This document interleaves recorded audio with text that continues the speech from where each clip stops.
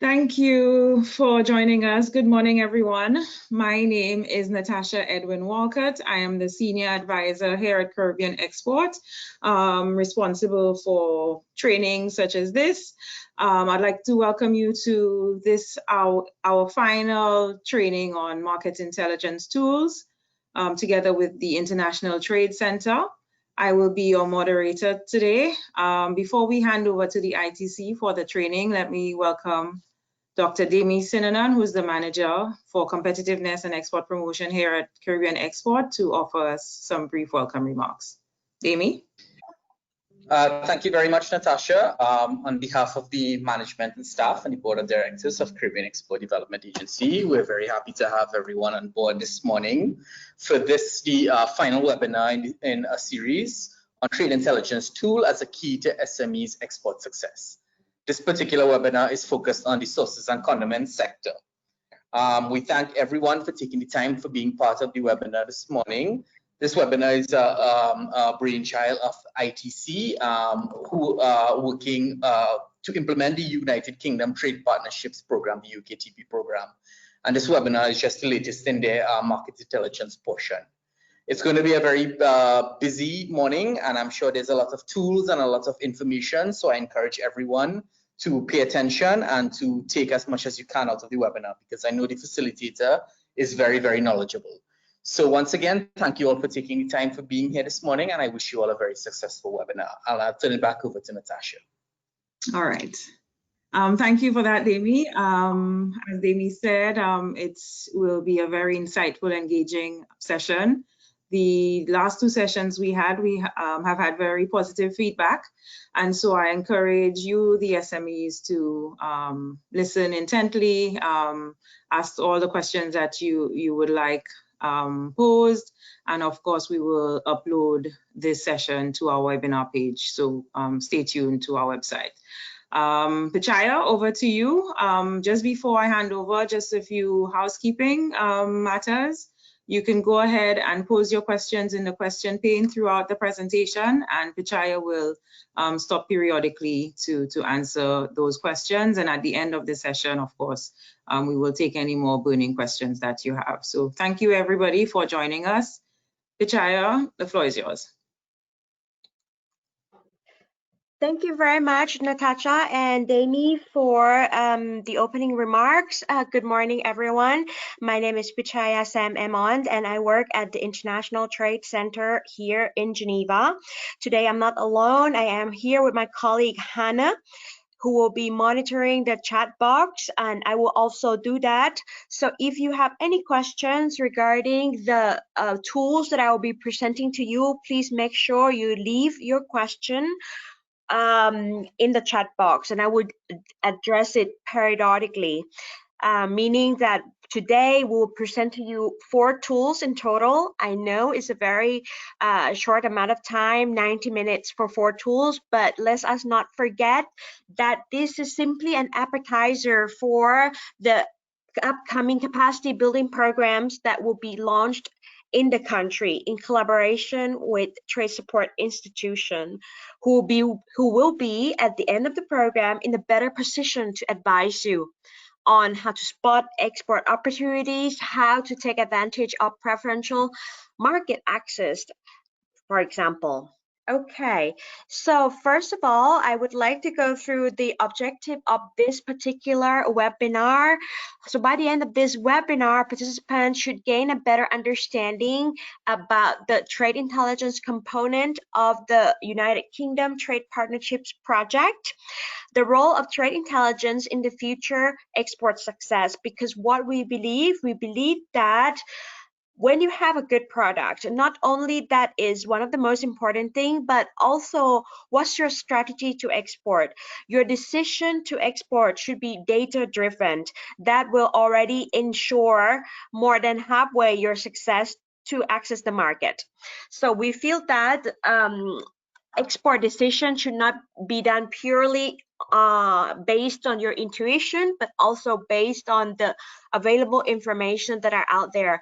Because when you don't have access to information, or you don't have the right information, what could happen is that you could incur unnecessary costs. For example, this have happened before, that an exporter exported a certain product to a market only to find out that the packaging does not meet the requirements, and then the product is rejected, and he or she, the exporter, were simply not paid for their product because the product was rejected at the borders. So we feel that if we shed light on this kind of information and make sure the exporters are as ready as possible to access the market, there will not be any loophole. The amount of mistakes that you can make will be significantly reduced, and that will make your export potentially even more successful. So ITC tools that I will present to you today will help you assess current demands. It will help you analyze market requirements, be it tariffs or non-tariff measures. And lastly, it will also help you find new prospects. It will even go as far as helping you finding the potential partners in the target market. At the same time, it will help you look at what are your prospects in the next 5 years. What are your export potential given the current situation in terms of the supply, the demand, and in terms of ease to trade, meaning like, is there any available trade agreements in place that you could benefit, that could make you more advantageous, more appealing as a supplier over others. So we will explore that in 90 minutes. So next, just a little bit about the project itself. The objective of this particular project is really to increase the export flows from Africa, Caribbean, and Pacific countries to United Kingdoms and Europe. At the same time, it should create sustainable and inclusive jobs for our women and vulnerable communities. Okay, because what we believe at ITC is that trade is an engine of good impact, an engine of positive development. So this is what we're trying to do. We're trying to bring to you what are the opportunities that are available out there and how could you seize those opportunities. So our intervention through this project will be on market intelligence, meaning like we will train trade support institutions on ITC's market analysis tools. They will be able to use the tool to better make advisory services to clients such as yourself. We will be establishing a mechanism to monitor the business environments, because the more transparent the business environment is, the more predictable and therefore stable, and then allow for more trade and investment development. At the same time, we will also work with some companies through other teams, not in our team, in activating market opportunities for priority products, etc. Now, in terms of our interventions, which is largely about trade intelligence tools as key to SME export success, we are going to look at it through 3 dimensions. The first dimension is on the demands. Second dimension is on market access condition that you have to comply, the applicable custom tariffs, the applicable rules of origin, the applicable export and import requirements. And thirdly, we'll be looking at the partner. We also look at what are the companies who could potentially work with you and in importing your product and distributing your product in target markets. So it's a very, very quick teaser on our tools, which are very, very powerful. And because they will help you make strategic decision, and you will be able to achieve additional export if you use the tools correctly. If you use the tools in your analysis, if your decision is based on data, you'll be able to capture not only the one target market, but you'll be able to reach other markets because you have all the information that are available at your fingertips. And just to remind you one more time before we start that ITC's market analysis tools are 100% free of charge for all users in developing countries. You just have to go to the website, register for an account, and get full access without any cost.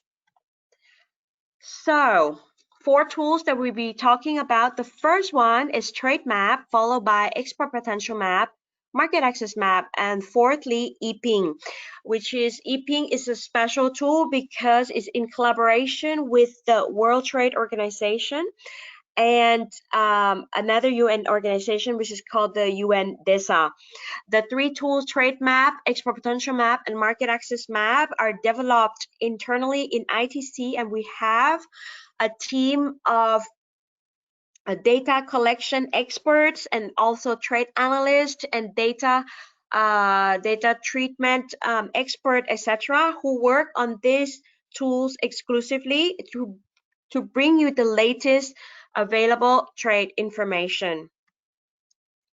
But before we go there, I want to make sure that everybody's on the same page about the harmonized system, because as you may know that when you export, your export or import statistics are recorded at the customs. So that's why there is something called the harmonized system nomenclature, which is the internationally standardized system of names and number to classify traded products. So the customs officer will be recording the exporting and imported goods using these codes, and it exists 95 chapters starting from HS01 to HS99, and the more numbers added to the code, the more details and more specific it would be.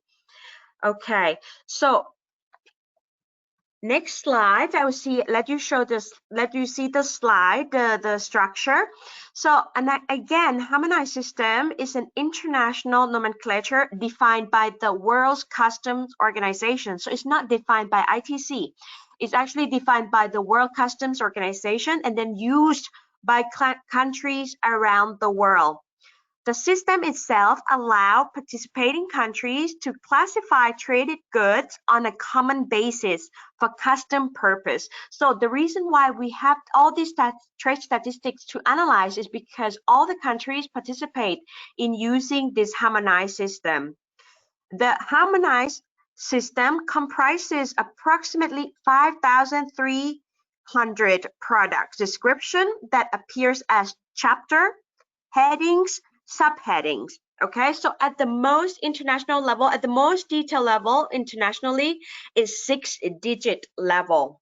Okay, now today we'll be talking about sauces and condiments, which fall under chapter 21 of the harmonized system.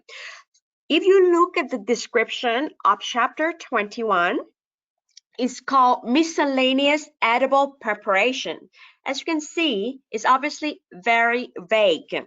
So we go further to the heading level, which is 2102 for yeast, then 2103 for sauces, preparation thereof, 2104 for broth, soup, and preparation therefore.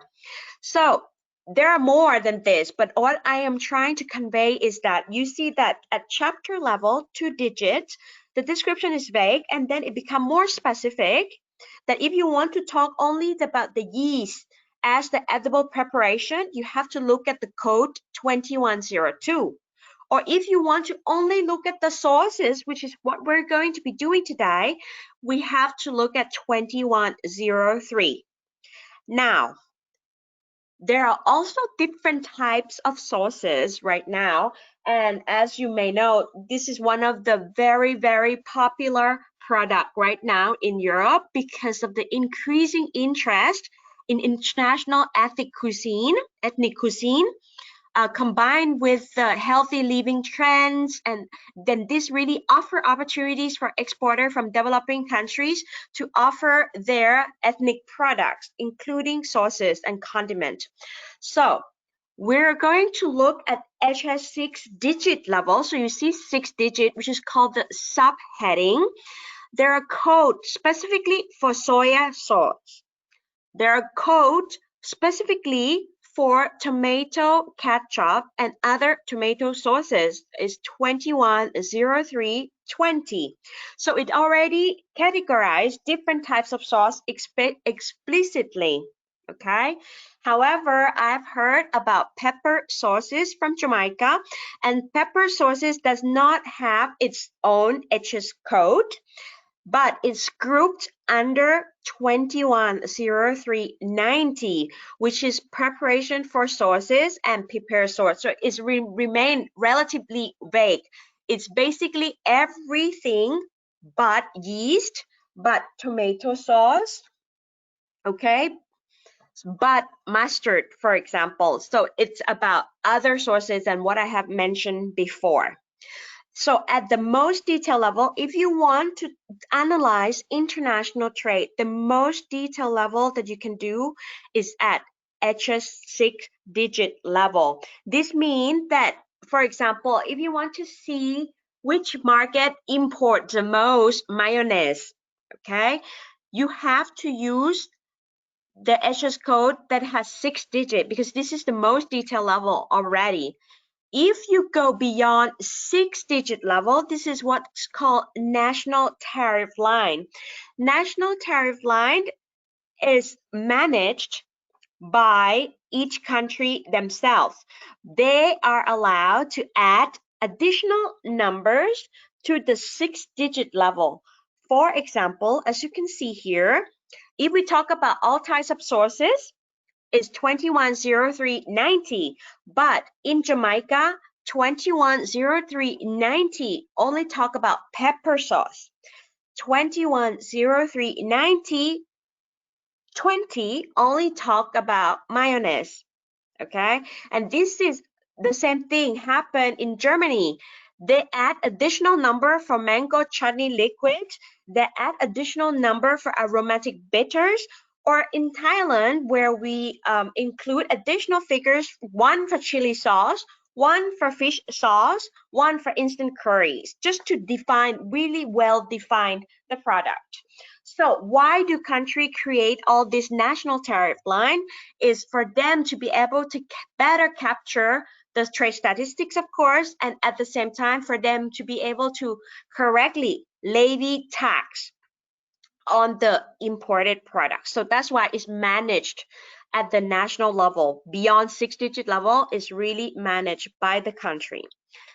But so back to our code, the code that we will be talking about today, and you will remember it for the rest of this session, is that we will be talking about 210390, preparation for sauces and prepared sauces, which is quite a wide group of product. The reason why it's a wide group of product, because it's the remaining all the sources that are not tomato sauce, that are not soya sauce, that are not mustard sauce. Okay, so that when you think about this, please bear in mind of it. Think of it as a basket of products. We are looking certainly about trade statistics on sauces, but it's still a basket of product, because one sauce might be more expensive than the other sauce because of the quality of the product, because of the packaging of the product, etc. So it's still a basket of products. So everything that we're looking at, keep in mind that it's not only about the product that you might be exporting, but we're talking about sauces in general. Now, the data type that we have in trade map, there are two types. The ones that have been provided to us directly is called the direct data. You will see that the color is in black. And then we have what's called the mirror data, which is the reconstructed data on the basis of data reported by partner country. So basically, the country have not reported the data to ITC or UN Contract yet. So what we do is that we use the reported data to reflect their data. Okay, that's why ITC's trade maps coverage reached 220 countries and territories. Okay, that's why we managed to have such a wide and inclusive coverage of countries. Of the countries that are represented in TradeMap are extremely wide. To better explain about the mirror statistics, as you can see here, we see that Australia reports its trade statistics. So we have the direct data of Australia. However, United Arab Emirates have not reported their trade statistic to ITC or UN Comtrade. So what we do is that whatever that the UAE is trading with Australia is reflected by the data reported by Australia. So it's like a mirror. You stand in front of the mirror, you see the reflection. However, there's limitation to this because if United Arab Emirates is trading with another non-reporting country, such as Venezuela, in our case, it will be impossible to see this transaction because neither one of them is reporting the data. So the mirror cannot reflect anything that doesn't exist. The mirror can only reflect something that is reported. So I hope this is clear for you. And the next slide, it will become clear to you as to why I mentioned about mirror statistic very early on. So the product that we're talking about today is 210390. This is the full description, as you can see here. Preparation for sauces and prepared sauces, mixed condiment and seasoning, excluding soya sauce because it has its own code, excluding tomato ketchup because it has its own sauce, because it has its own code, and other tomato sauces, mustard and mustard flavor and meals. So it's really about all other different kinds of sauces except those one. And based on the data that I found in TradeMap, in 2019, CARIFORUM nations exported a total of $62.9 million worth of prepared sauces under 210390. However, this is dropped from $81.2 million in 2018 and $95.9 million in 2019. So in 2019 alone, here are the top 5 CARIFORUM condiment exporter. Number 1 is Jamaica, followed by Dominican Republic, Trinidad and Tobago, Guyana, and Belize. So there's a little icon in the back. So based on the data in TradeMap, I was able to see that Jamaica if you look at Jamaica yearly statistics for 210390, there's an increase in their export. Dominican Republic has not reported their trade statistics. So right now it's only mirror statistics. There seems to be a drop there. And this is the same for Trinidad and Tobago that has not yet reported the trade statistics. The statistic is still mirror statistics, and therefore there could be some trade statistic missing because, as I mentioned in the previous slide, if the trade occur between two non-reporting countries, mirror statistic cannot capture that. But some data is better than no data at all. I will be showing you where I managed to get this data from TradeMap later on. So again, for the live demonstration, I will use 4 tools in total: TradeMap, Market Access Map, Export Potential Map, and ePing Alert. By the end of the day, you will be able to find most attractive market for your product. You will understand about your country's performance in the target market that we will be discussing.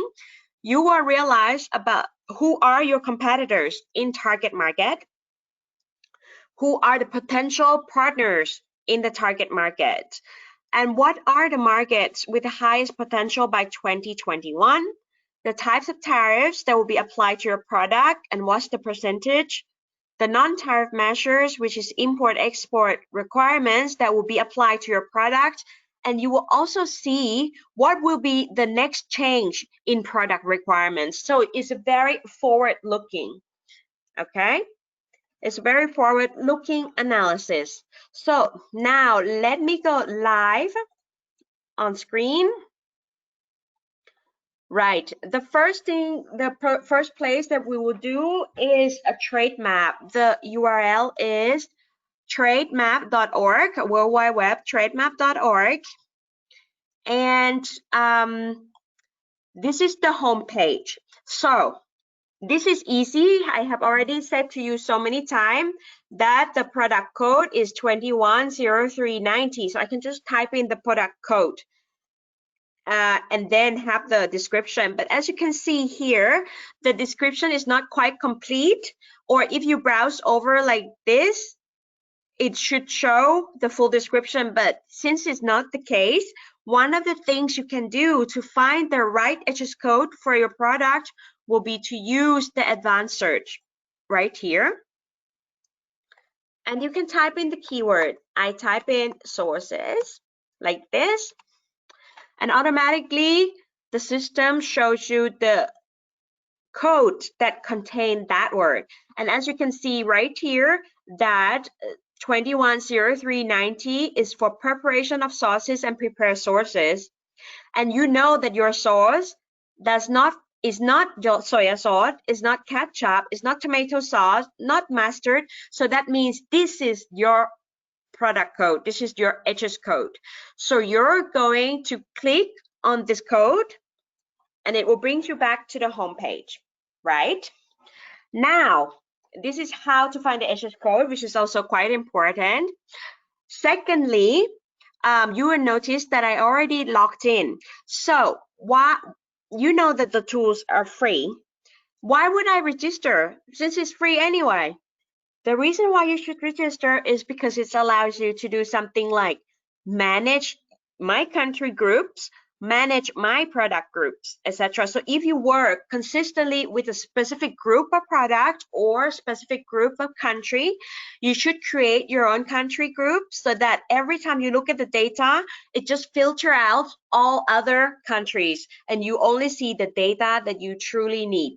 Okay, an example for me, I have created many groups for me to do different analysis. For example, I have created a group for fresh food and raw agro-based product. I have created a group for cosmetics for me to do the analysis on international trade on cosmetics. I have created a group for handicrafts so I can do the report on that, etc. So this allows me to do the customize my own group. And this is the same thing with region, because I can also customize my own regions such as, for example, CARIFORUM, PAFTA, the Euromed Trade and Investment Facilitation Mechanism Group, the UKTP country group, the Andean community, etc. So this is very flexible. You can have up to 100 countries within one group. You can have up to 200 products within one group at the same level. So basically, if you want, if you have HS2, you have to have all HS2 in your group. If you have HS4 digit, you have to have 4 digits in your group, and HS6, it has to be all HS6 in your group. But there's no limitation. You can create as many groups as you need. So this is the benefit of creating a group. So first things first, let me show you how I got the trade statistics that I showed you before about the top 5 CARIFORUM exporter of sauces and condiments. Now, there's trade flow direction, there's import side, and there's export side. So I would like to look at the export side. So I will have to click on export. I switch to export. In terms of the product, I know the code. I type in the code and then I click. In terms of country, I'm only interested in CARIFORUM, and I already created my own country group called CARIFORUM. So I'm going to click on region, scroll down, see that there's CARIFORUM right there, and then I click trade indicators. And this is the data that I presented to you earlier. List of exporter for the selected product. And we only talk about the country group that I created, which is the CARIFORUM aggregation. We see that Jamaica is the biggest exporter of sauces and condiments. In 2019, it exported 23.1 million US dollars. Let's not forget that the value in trade map is recorded in USD 1,000. That means you have to add 3 more zeros yourself. The reason why we do this is very clear, because if I add 3 more zeros to everything, the table becomes very big.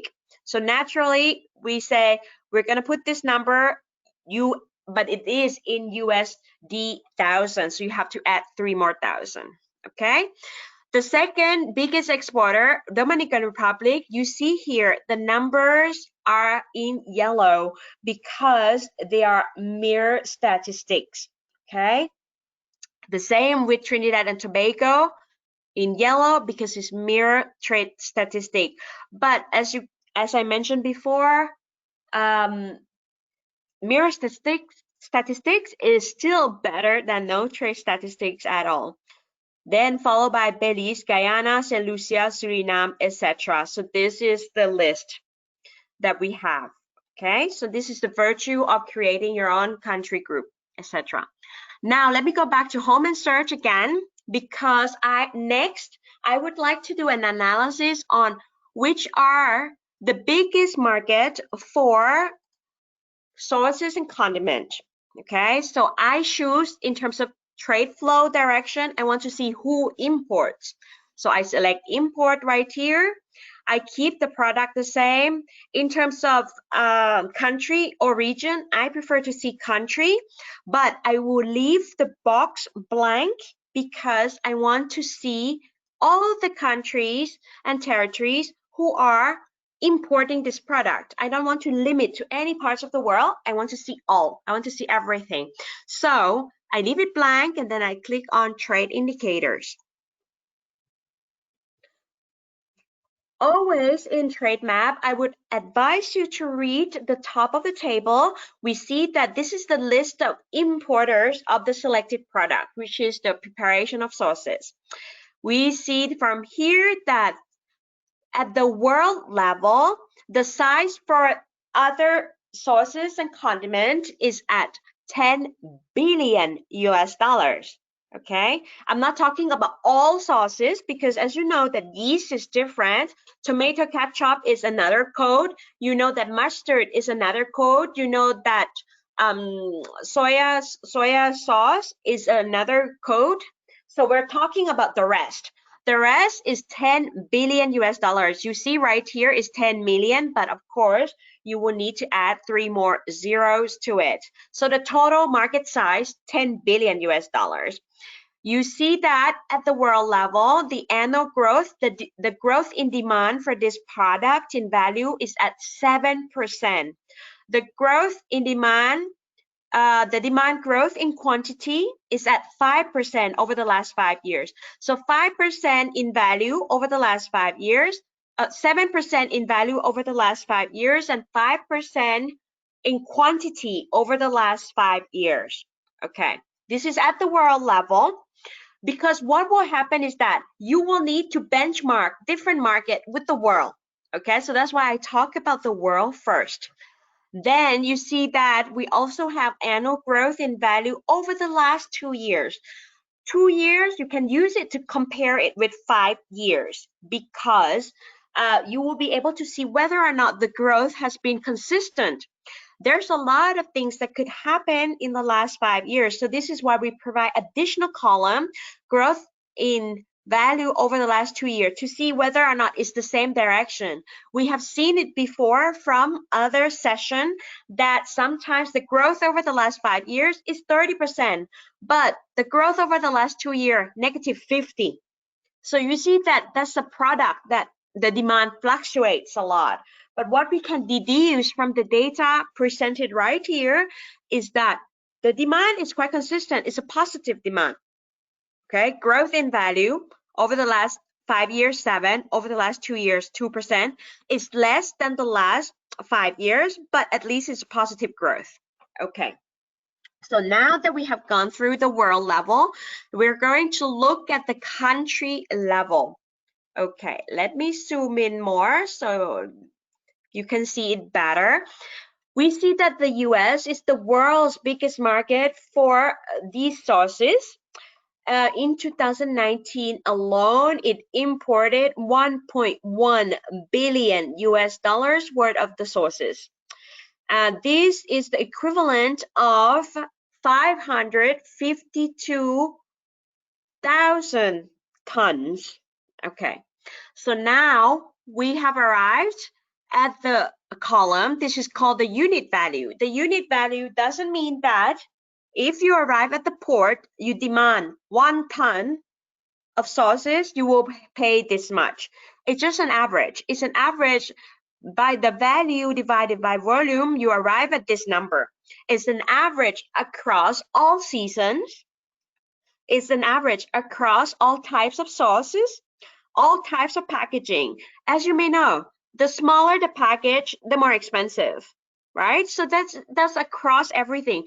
So why is it useful for you? It allows you to understand on average that market is buying how much. For example, you can see that on average, the US pay average per ton more expensive, just a little bit more expensive than United Kingdom. Okay, we can see that since it's very, very different, for example, from Japan, whose unit value is at 2,958, you see that perhaps what the United States or the UK is doing is that they buy in bulk and then they further process or further bottle it in their country, whereas it is likely that in Japan they buy already the end product. So that's why there's a certain this difference in the average unit value. Okay, it tells you a few things for sure. Also, we continue, as we already have discussed about the annual growth in value, we see that the world's average is 7%. So when you look at the country level, any country that is growing faster than the world, meaning the number is higher than 7, means that it is becoming a more important player and a more important buyer over the last 5 years, because the demand is growing faster than the world's average. This is the case for the Netherlands, whose growth rate in value between 2015 to 2019 is at 9%.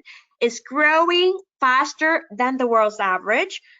That means it's becoming a more important player. This is exactly the same thing with Russian Federation. The last 5 years, the growth rate is 18, whereas the world is 7. So it's growing faster than the world's average. It's a dynamic market. It's true, for example, United Kingdom, Canada, France, etc. They're all experiencing positive growth. This is already because, as I mentioned before, there's a huge appetite in Europe for ethnic food, sauces, preparation, etc. There's a huge trend of, for example, using more herbs, using more condiment in their food. So, and less salt, for example, the trend is going towards less salt, more herbs, more condiments, etc. So there's everywhere you see is positive growth rate. But what we're trying to see is which one is the most dynamic market, the more dynamic market. The more dynamic market is the market that is growing faster than the world, okay? Same thing with this column here. The world's average is 5%. So anything that is above 5 is the market that is more dynamic than the world, as you can see right here. Then what we see is the growth rate over the last 2 years. For some country, it's completely different story.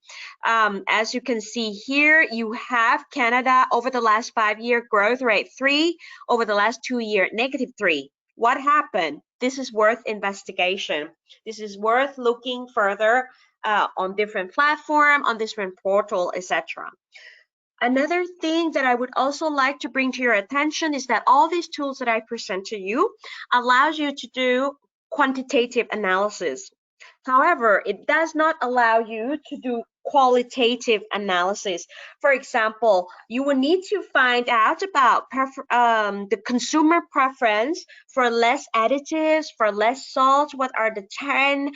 Are they moving towards more vegetarian style, so then they would need more condiments, or they're going for chili sauce, but the chili sauce tends to be smaller because the consumer are not yet sure. Some consumer are not yet sure about the chili, so they prefer to buy in smaller bottle than big bottle. They're not 100% sure if they like it or not, so do produce in different format, big format, small format.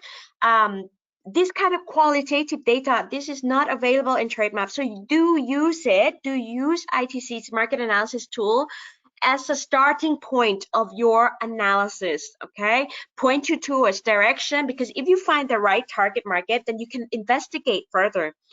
SMEs often do not possess time or money to be able to invest in market analysis. So we help you narrow it down by presenting you the data.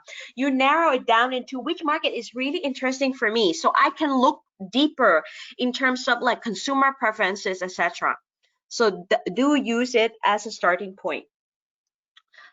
Back to our column, the next column is share in the world's imports. So basically, is the imported value expressed in percentage. You see that the United States have the biggest share in the world, and the biggest share is 11.3%, followed by United Kingdom, 7.2% market share. You will see that the demand for sauces and condiments are not concentrated in one specific country.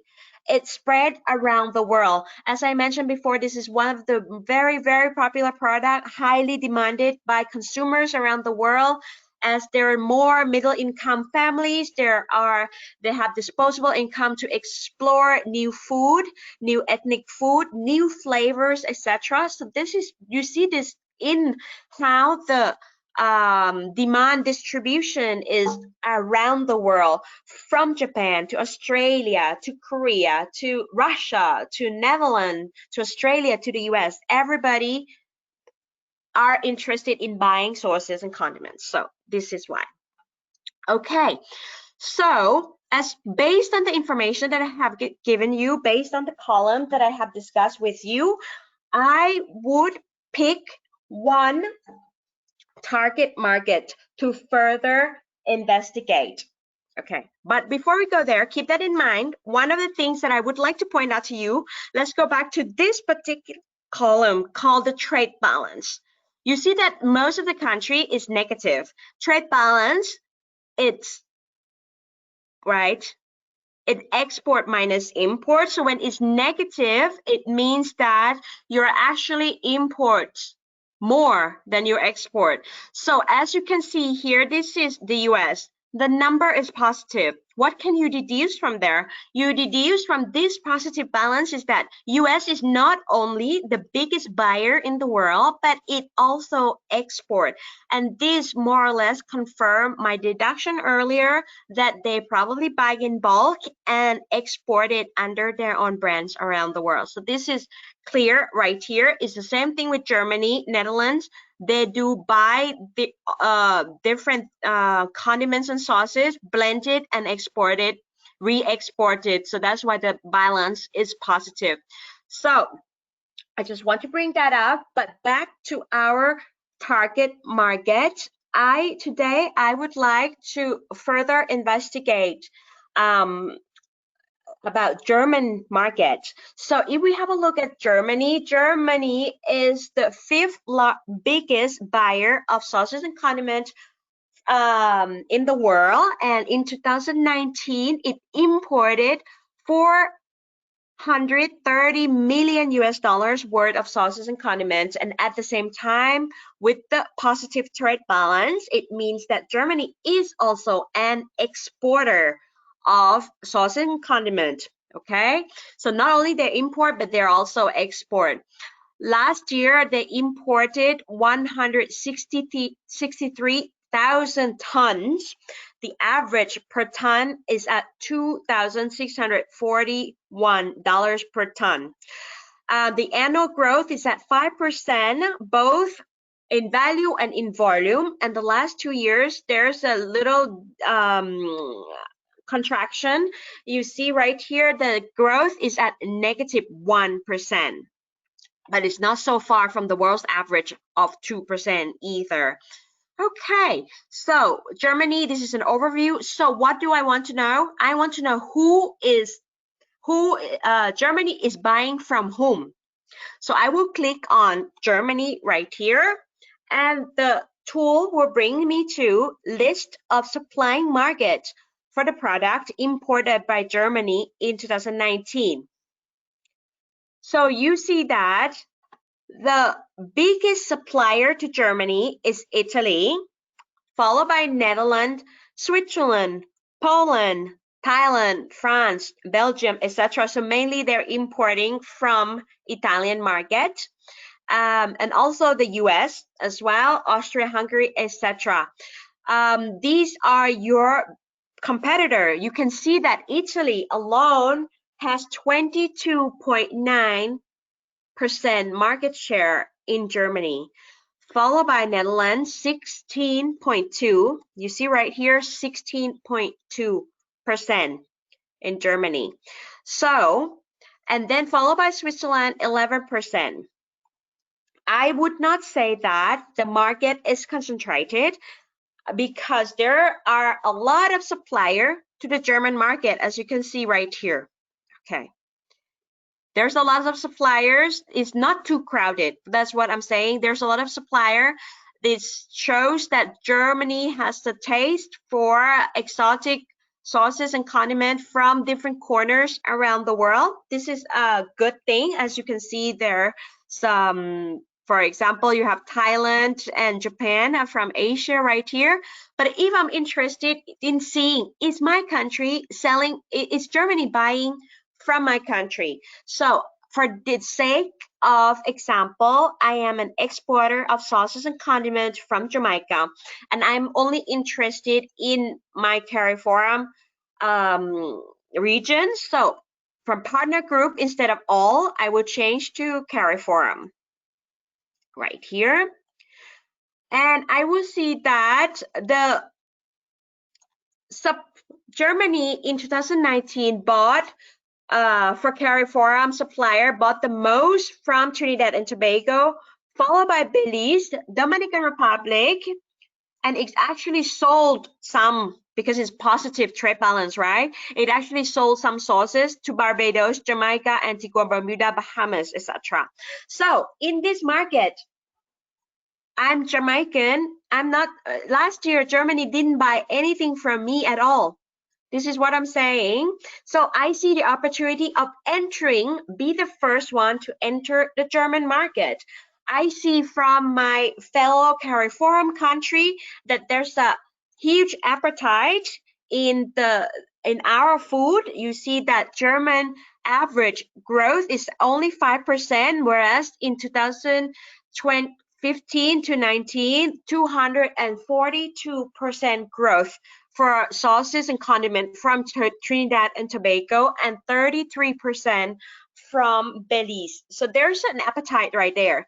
I see that this is my potential market. This is a market that I could enter. I could have first movers advantage, etc. I'm interested in this. I'm going to, I would like to find companies. So you see that the companies button is currently gray. Why? Because I have the partner group right there.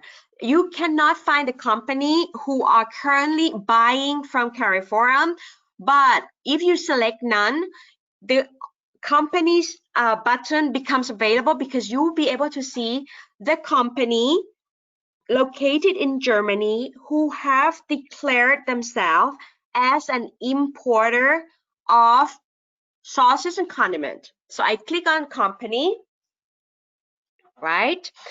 And here, there are further categories that you have to select, and I will be selecting condiments and sauces. You see that it lists 13 companies in total. This does not mean that there are only 13 companies in Germany who are importing, exporting, producing, or distributing sauces. It simply means that these are the companies who are registered with our partners. So basically, ITC partner with Compass and Dun & Bradstreet to provide company contact information. This data has not been collected by us. It's collected by our partners, Compass, Dun & Bradstreet. So these are the companies that registered with our partner. It's not exhaustive list, but it's a good red herring. Basically, it's a good lead for you to follow up in terms of the different companies who might require your product. You could reach out to them. You have their contact information. You could reach out to them saying, look, I'm a producer of Jamaican pepper sauce, and I would like to find out if you would like some samples, if you would like to be my distributor or import from me, etc. These you can reach out to them. For example, the first company, ACO, which is located in Ronenberg. You have the website, you have the phone number, you have the name of the executives. Some company will give you the amount of turnover of last year, but this company did not declare this because it's based on voluntary basis, but did say that they have 10 to 19 employees. And guess what? The first category, the first product that they declare themselves as in business with is allspice, pimentos, Jamaican pepper process, etc. It also work on other products, other processed herbs, etc. For sauces, you can see right here, you can go over all the entire list that they have.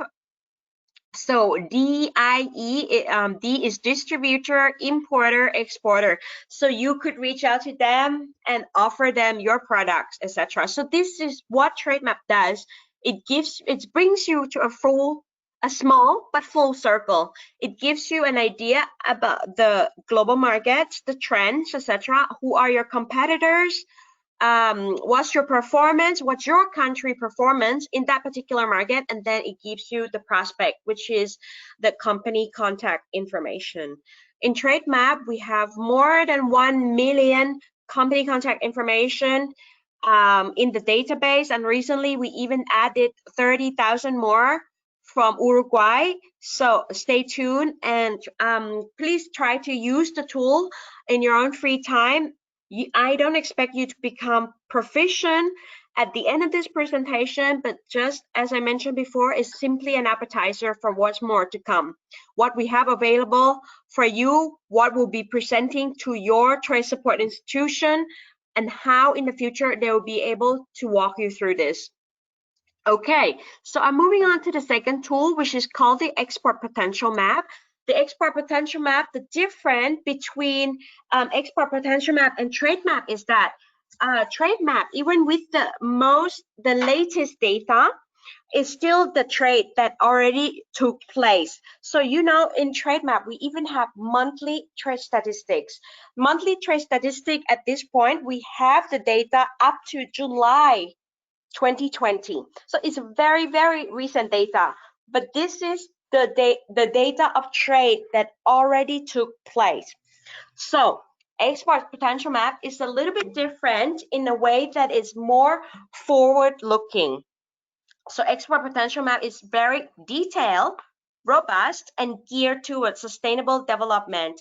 It allows you to see potential trade in the next 5 years. So what you will see with me today is the potential up to 2024, already considering COVID-19 impact, because we do the revision twice per year, and the revision that took place already adjusted the data input from World Bank, which is the reduced GDP due to COVID-19. So this is a very, very recent and robust data.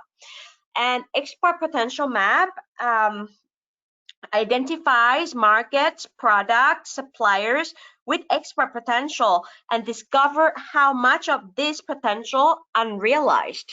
Okay, so first things first, let's look at the characteristic of export potential map. The characteristic of export potential map, this is based on an economic model that draws on trade, tariff, GDP, or gross domestic product, and geographic data. Okay, is user-friendly interface with customizable, downloadable, and shareable visualization. And every time you do the analysis, you type in the countries, etc., there's always a key findings at the bottom to help you interpret the data, to make sure that you interpret it as closely correct as possible. So it's very user-friendly. You can use it independently, etc. The coverage, it covers 226 country and territory. It has less number of product than TradeMap. TradeMap have all the traded product around the world, 5,300, but Export Potential Map have around 4,000 product groups, because there are some product that we choose not to deal with. For example, some product that we consider to be polluants. We consider, we don't talk about arms and ammunition, for example. We don't talk about health hazardous product like tobacco, etc., or product that cannot be produced like antiques. So these are removed from export potential map. So that's why it's a little bit different from trade map, etc. Now, export potential map draws on trade flow from trade map over the last 5 years, and it draws on tariffs on market access map, which I will present later. Since we have all this information, we decided to put it into an economic model and do some sort of analysis, adding another ingredient, which is land endowment, sea access, distances, price elasticity, GDP, projected GDP for the next 5 years, and also population in terms of the population increase, decrease, etc. We also consider bilateral links between the two countries. For example, if there's a free trade agreement in place, then the ease to trade between the two countries would be better. That means more export potential, etc. All of these will come. You will be better. You will understand better once I go to the live demonstration, of course. But the takeaway is that export potential indicators that you will see right here consider already supply, demand, and ease to trade. Okay. Now let's go down here. This is the home page of export potential map.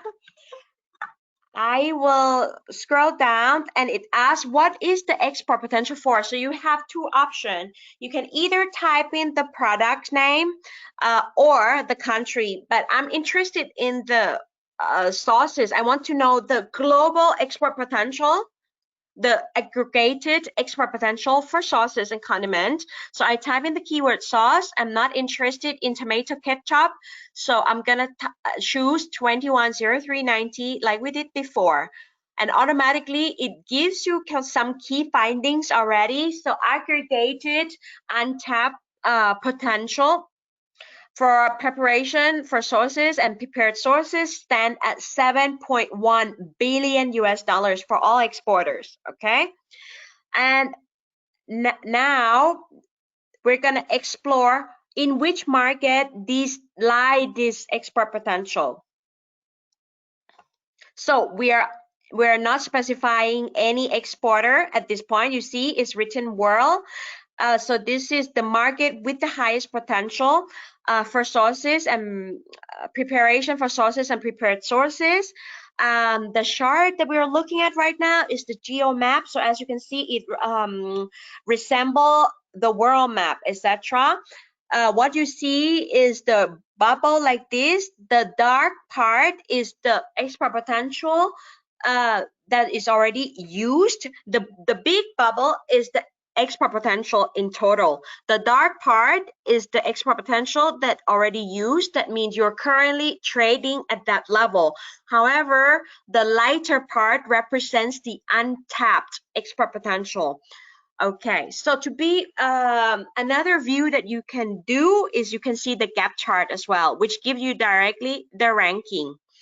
You see that in terms of prepared sources, the biggest market, the market with the highest potential is United States, followed by United Kingdom, Canada, France, Germany. So this is pretty similar to what we saw in trade map, but this is projected in the next 5 years. So it looks like the top 5 countries will remain as a dynamic market in the next 5 years.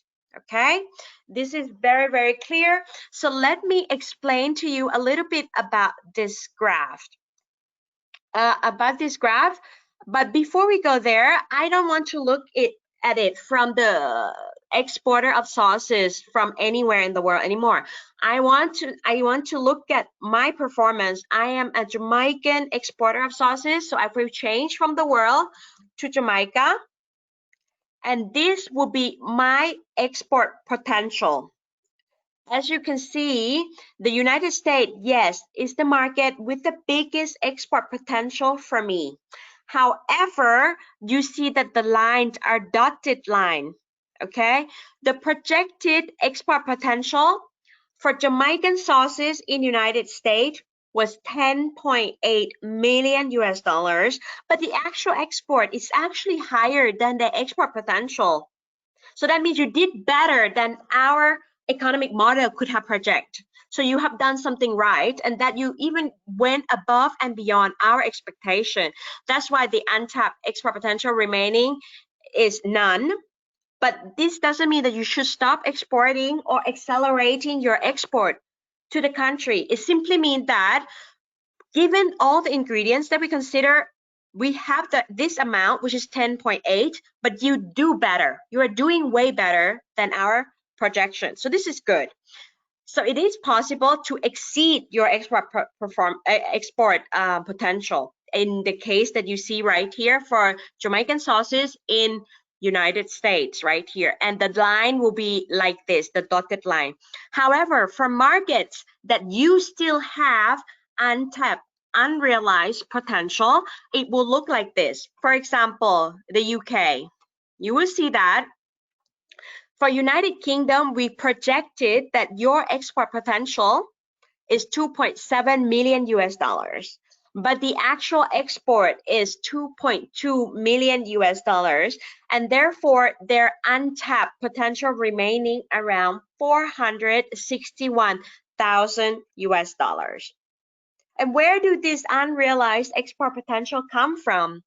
It is possible that there are different factors, okay? There's, of course, for example, even though the trade takes place, there are a certain SMEs who are not able to meet the non-tariff measures that are affecting, that means they cannot export to the market. Even though you have free trade agreements, etc., maybe there's some market requirements that these exporters are not able to comply and thus required expertise or assistance of the government or trade support institution to help them meet those requirements, or they simply need market information. Maybe they didn't know before. So if they are able to meet these kind of non-tariff measures or requirements, they will be able to export more. So this is one of the reasons where this unrealized export potential. There's also a possibility that the price quality positioning is not in line with the market demand. So basically, if you're an exporter of the sauce and you did some qualitative analysis and you found out that they actually prefer pepper sauce that is in smaller quantity and not too spicy. So that means like you have to adjust from the recipe of your market. If you sell in Jamaica, you say everybody is very familiar with this pepper. So you can sell it at the very high heat, that the hotter pepper sauce. But maybe in Europe, you have to tone down the recipe a little bit, and this has been overlooked. So basically, you're ignoring the consumer preferences. Maybe this needs to be addressed so that you can export more, okay? Another factor, as I mentioned before, the lack of market intelligence. They simply don't know where to export their product. They simply don't know where and what kind of market requirements, what are the steps they need to take in order to export to that market. If they have the product already, can they just export? No, because maybe their market requirements like labeling, etc., the information that you have to provide in the label, otherwise the product is rejected. So these are the things that could help if provided the right assistance, the right support, the SME could close the gap of the unrealized potential. That means they could realize additional 461,000 US dollars per year, additional, on top of what they're already exporting, additional 461,000 US dollars more to United Kingdom, Canada as well, another 417,000 US dollars.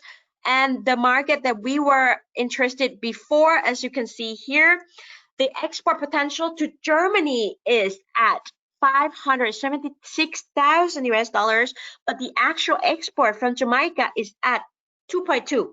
It's a very, very small. So the untapped potential is quite large. It's more than 500,000. So if you were trade support institution, if you were trade advisors, you were policymakers, what can you do to help your exporter meet those requirements, or have a look at German market to increase and scale up their export? So really, this is the purpose of the export potential map, to help you spot unrealized opportunities. And this is the because right now the export of Jamaican sauces mainly goes to United States. As you can see here on the top, they basically 11 million per year. The most of the Jamaican sauces go to the United States, but there's not very much room left to maneuver. Another country that could be interesting is Germany, where most of the potential are unrealized. So they could prioritize this particular market. Now, another thing that we could analyze, we have looked at GeoMap already, we have looked at the gap chart, and now I'm going to look at the analyzed export potential.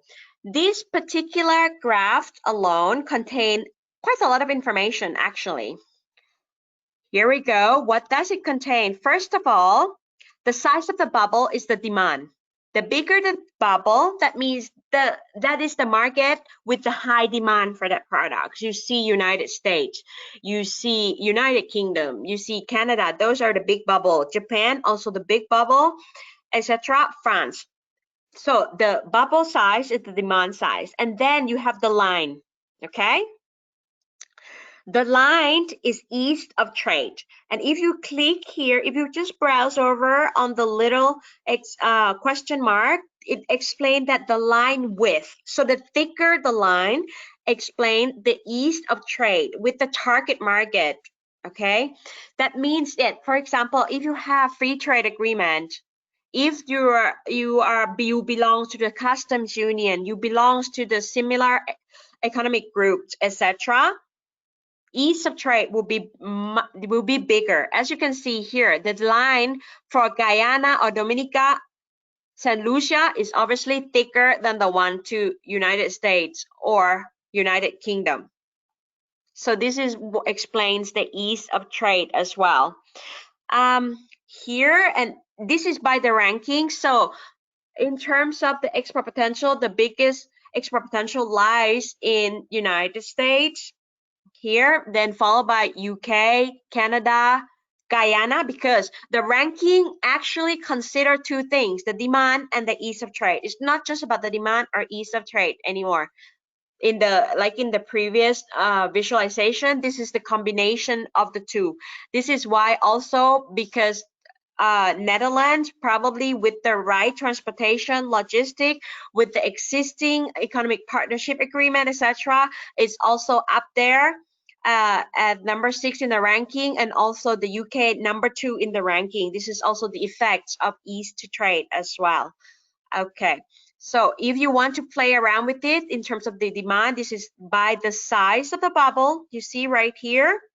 So basically the bubble, the bigger the bubble doesn't mean that the ranking is higher. It's a part of the equation. The second part is the ease of trade, as I will show you right here. The country that seems to have the easiest, the biggest ease of trade are, of course, the country from the CARIFORUM country. Then it's followed by the country with the trade agreements, such as Netherlands, UK, etc. So the tools is very dynamic, and you just have to play around a little bit. And at the same time, I have already mentioned this, there's always key findings at the bottom of the page. Okay, so let me see the chat box in case you have any question. I don't see any question at this point, so I will continue, but let me remind you that if you have any question, do submit it in the chat box. I'll be very happy to reply to your question. So far we have looked at 2 tools. First one is trade map. Second one is export potential map. One look at the current demands and growth of the markets and exporters and the level of competition, etc. And the second one, which is export potential map, look at the next 5 years. So it's a forward-looking tools in terms of demands, etc. Okay, one look at the current situation, the other one look forward in the future. Okay, the third tool that I will be discussing with you today is market access map. How important is market access? Well, market access is very important because you could have all the most beautiful packaging you want. You can have the best sauces in the world, but if you don't understand market access, your product is not going to enter the market. This is why it's extremely important, and we truly believe that transparency and availability of information will help more exporters succeed in bringing their delicious sauce to the target market. Okay, so how do we do that? How do we better understand the market requirement for our sources in our target market, which is Germany? So this is the homepage of Market Access Map, the URL macmap.org. So basically it's nicknamed macmap.org. The tool helps you identify not only the custom tariffs, but also market requirements, non-tariff measures, SPS, yes, SPS and TPT as well. So let's continue before we go here. The exporting country, we type in Jamaica.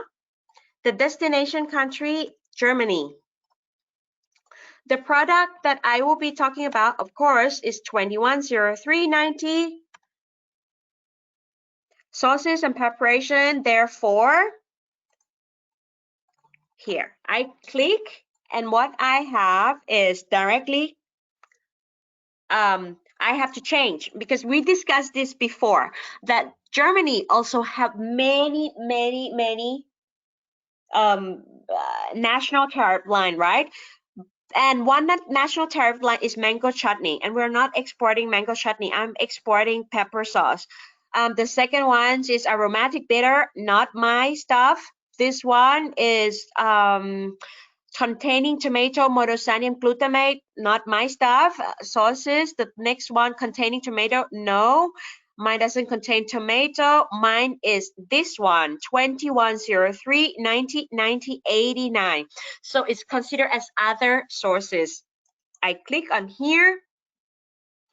I have the custom tariffs. So first of all, the first line is MFN duty, which is most favored nation. So if you are a member of WTO, when you give most favored nation tariffs to one country, you have to apply to every country. So this is the tariffs is 7.70%. 7.70%. Okay. So as an exporter, you said, I'm not responsible for tariffs. According to our Incoterms, it's the importer who's paying the tariffs. I don't care. I don't need to know. Why do I need to know this? This is not true. You need to know it because if there's a preferential tariff for CARICOM country, CARIFORUM country, which is 0%, that means that if you manage to prove that your product is originating from Jamaica, that your pepper sauce has the economic nationality of Jamaican, if you prove it, you have the document, you can enter Germany 0%, tariff-free, duty-free. Okay, so that makes you a more competitive supplier than the other one who refused to go get certificate of origin, right? Because we know that preferential tariffs does not come automatically. You need to fulfill certain requirements. You have to provide certificate of origin. But what does it mean, this certificate of origin? Here, you click on trade agreement details because you want to know more. And we actually provide you the certificate of origin that you can print and submit it. You can get it stamped, declaration, etc. It's available, but you need to understand it as well. So if I click on find out more, it talks about the product specific rules of origin for Jamaican sauce to Germany. It says that, for example, this one, it has a lot of things. We will discuss this during our training program, but basically what happened is that it says that all the materials used must come from other heading, must come from other subheading. So it cannot be tomato, it cannot be soya, etc. And then at the same time, it can include de minimis, which is it allows small amount of non-originating material to be used in the production of good. For example, if your product is packaged in a bottle, maybe the bottle doesn't have, you can buy it, you can source it for somewhere else. But if you can prove that most of the product is originating from Jamaica and that your sauce have the Jamaican economic nationality, you can export it with the Jamaican certificate of origin and receive 0% tariffs. And it even talks about the certificate of origin of how it's actually self-certified. If your product export does not exceed 6,000 euro, you can self-certify. You don't even have to go to Chamber of Commerce or Ministry of Trade, etc., to get it stamped. It's self-certification. You just have to print it from the other page that I showed you before and put it within the documentation for your export, etc. So it's quite straightforward for this particular product. Now I scroll down further, it says that there's no trade remedies for this particular product. For those of you, just for information, trade remedies is what happened. Then, for example, the country wants to safeguard an infant industry, or they feel that the other country provides subsidy that reduce the price so that the product can enter their country at a very, very low price and then have effect on their local producer, etc. So for example, if I sell my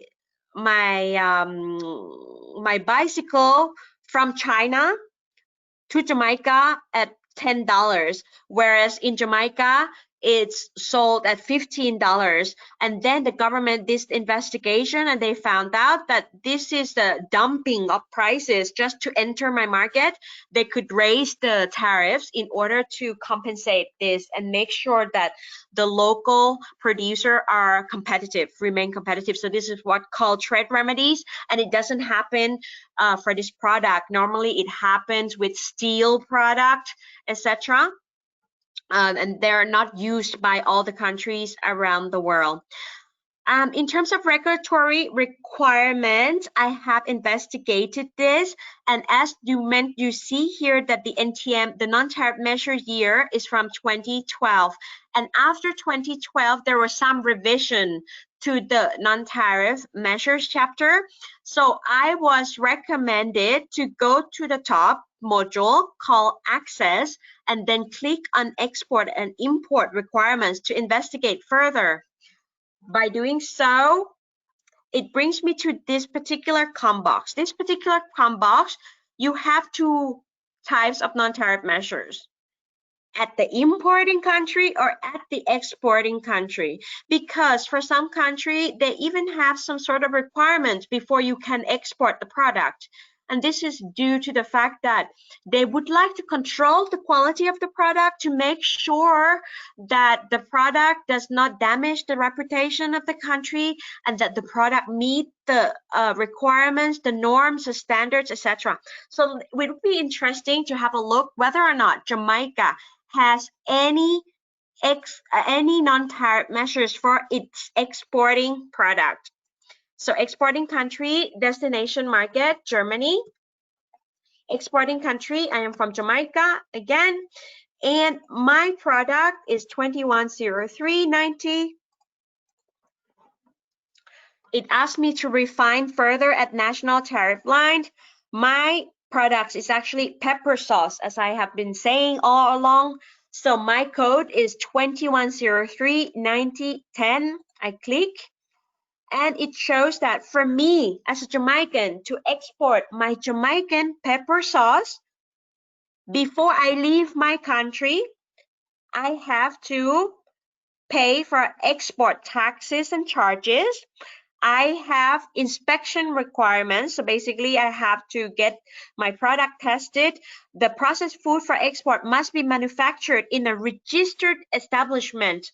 An exporter of processed food must obtain certificate to the effect that such food is fit for export. So it doesn't mean that if I cook my pepper sauce in my kitchen, I can export that. I have to produce this pepper sauce only in a registered establishment. So already before I export, I have to comply to this domestic the requirements by my own government, by my own country. Certification required by the exporting country. So this is more or less the same as before, is implemented by Ministry of Agriculture and Fishery. And then ethical measures, etc., hygienic labeling requirements, microbiological criteria, packaging requirements, etc., that you have to look further before you even trying to export to another country. So there's also market exit requirements. Not only there's market access requirements at the destination market, but there's also market exit requirements at your home country. Now, so I would like to now look at the requirements by Germany. So importing country, again, type Germany, exporting country, Jamaica. The product will still be 2103.90, which I will drill down further as the other sauce. So basically mine is not mango chutney, not aromatic bitters, not containing tomatoes, so it's others. So it's this one. And regulatory requirements, there are 15 measures in total. So the important ones are, of course, for example, the labeling requirement, traceability, whether or not the product was produced and conformed to the HACCP, which is hazard analysis and critical control point. And also you would have to be tested for if there is any contaminants in place. For example, what is the most relevant is pesticide residues that could have appeared in your pepper, which is your main ingredient. If there were inadequate drying methods, it could let's say the ingredient could contain alpha toxin, for example, microbiological contamination such as salmonella. They're also looked out for that. If there is any unauthorized additives, food preservatives that were not supposed to be there.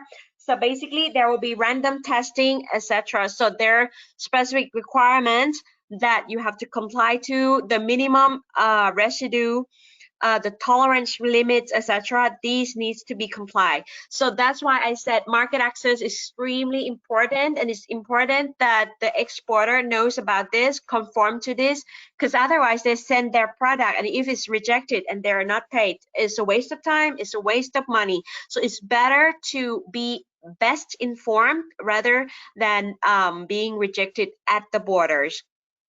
Okay. Let me check time to see if we're right on time. Yes, we are right on time. I would like to continue to present to you the fourth tool, which is in line with what happened with Export Potential Map. Export Potential Map is a forward-looking tool. Trade Map analyze current performance. Market Access Map, in the same way, tells you what is happening today. What is the tariffs that will be applied, that is valid as of today? Okay, the non-tariff measures that is in place as of today. But what happened if you want to export in 3 months? What happened if you export in 3 months? The rule could change. Okay, and that is why we have the next tool, which is called the EPING tool. The EPING tool is collaboration between World Trade Organization, ITC, International Trade Center, and United Nations, the UNDESA organization. So it enables timely access to evolving product requirements and facilitate dialogues among the public and private sector in addressing potential problem at an early stage. So what happened is that when you belong to the World Trade Organization, if you are about to include a new product or procedures requirement, you have to notify it to the WTO so that different countries have an opportunity to comment. Okay, and if there is no such thing as EPING, people outside the WTO will not know about the change that is coming. So there's no transparency in that. They don't know what's going to happen in the future. So that's why EPING is the system that gathers all the latest notification about product requirements that could be changed.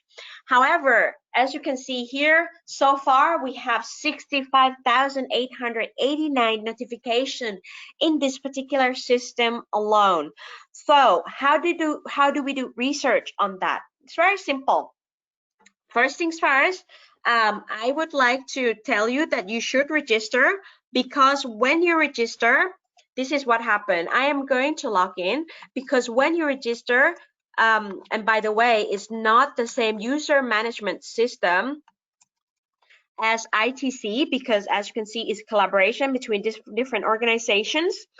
So you have to register again, but don't be scared, because it's free. First of all, it's free and it's very easy to use in the way that once you have an account, you are able to filter your preferences. So for example, if I'm an exporter of pepper sauce, I don't care about notification on cocoa, for example. So I can simply just type in sauce. Okay, sauce instead of cocoa. I can put in the HS code.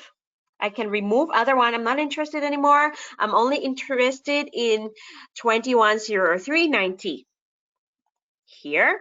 And then do I want all types of notification, technical barriers to trade, safety, photosanitary, photosanitary? Do I want this one? I want all types of notification. Notifying members. I want to know about all notifying members because it's not sure that I will only sell to sell to the US, sell to the European Union. Maybe I want to expand to Asia.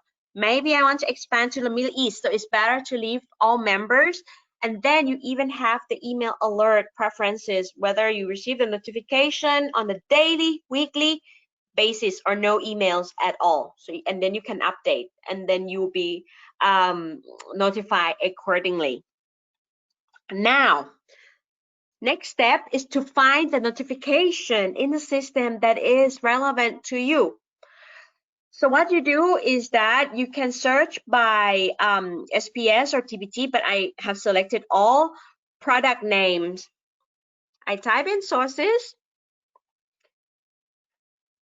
here, and automatically we have the list of, or I can type again another thing. I can use my HS code and put it into good use here. You will see that there are notifications that are pertinent to the HS code and to the keywords that I have selected before.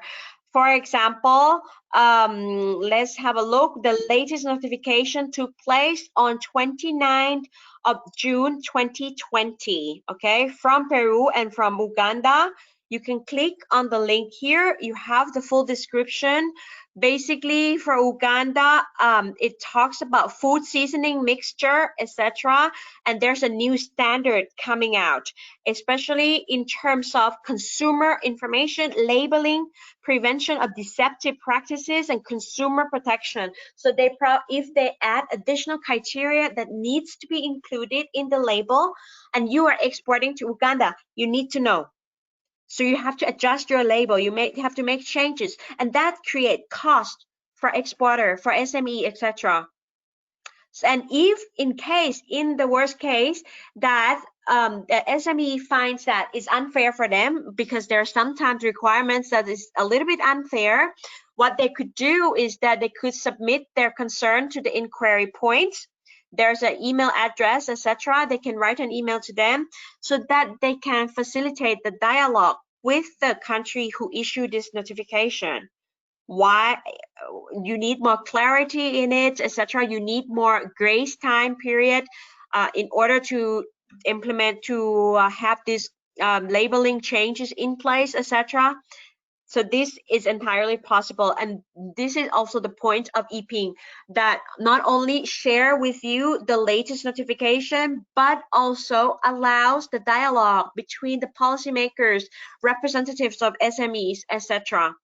So everybody is around the same table, have a discussion and have a solutions, etc. Then this is not a very well-known tool, but I find it extremely important, extremely beneficial, because especially during the times of COVID, sometimes some country, I can give you an example that if you are selling to Taiwan, for example, they have asked for additional certificate that tested that your product is without different types of diseases, etc. This is a new certificate that you have to go get.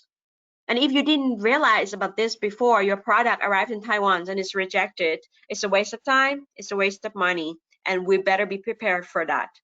Or notification for cocoa, the EU has notified that it will raise the not that it will raise, it will change the maximum residues that are in cocoa, especially for cadmium.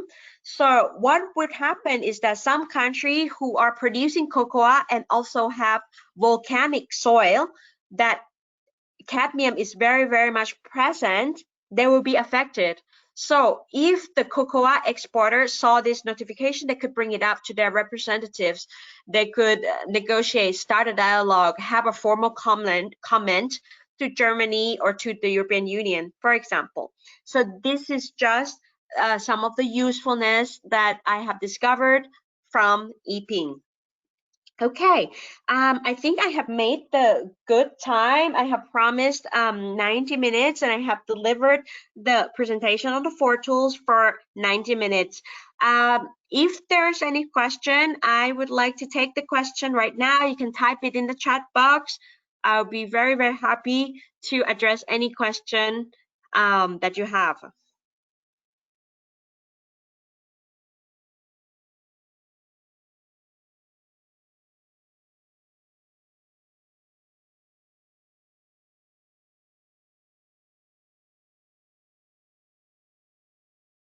Okay, I have received a question from my colleague Hannah that say that there are some question when you mentioning self-certification at some point.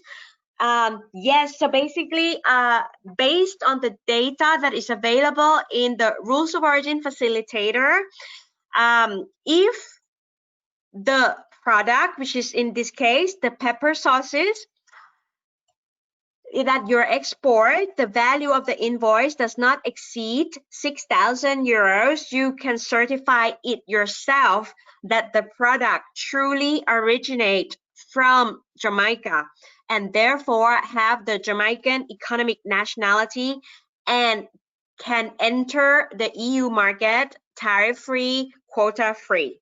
However, this comes with other requirements, as you can see here, that you must keep all your documentation within the next 10 years in case of audit.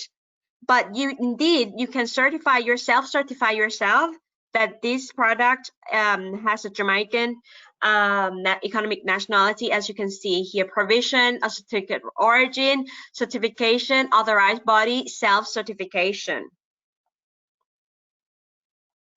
Here. So this is a usefulness of market access map, I think, market access map, and also the Rules of Origin Facilitator in bringing and shedding light on the available rules. And it is true that sometimes the rule seems a little bit difficult to read because it's very much a legal document, but we try to transform it and make sure it's as accessible as possible and in layman terms, basically, so that business people like yourself could easily understand and take actions.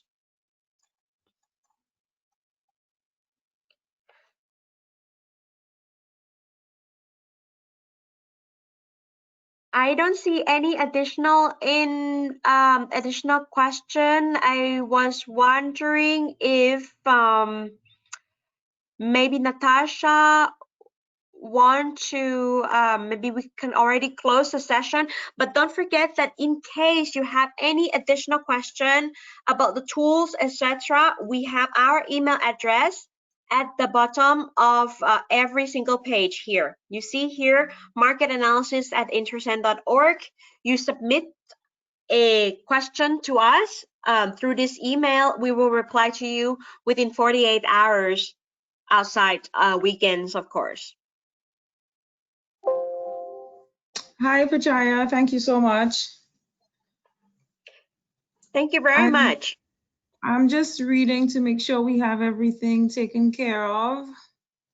There are a few questions, but I suspect, yeah, certification, I believe you answered them.